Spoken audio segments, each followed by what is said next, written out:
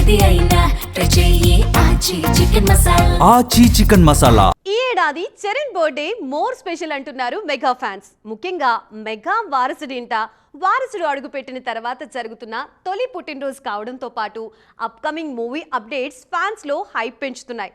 అందుకే ఈ పుట్టినరోజుని మరింత గ్రాండ్ గా సెలబ్రేట్ చేసేందుకు ప్లాన్ చేస్తున్నారు fans. Present mega power star Ram Charan super form లో ఉన్నారు.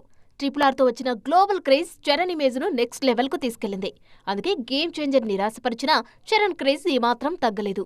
మరీ ముఖ్యంగా త్వరలో రిలీజ్ కు రెడీ అవుతున్న పెద్ది సినిమా మీద అంచనాలు పీక్స్ లో ఉన్నాయి.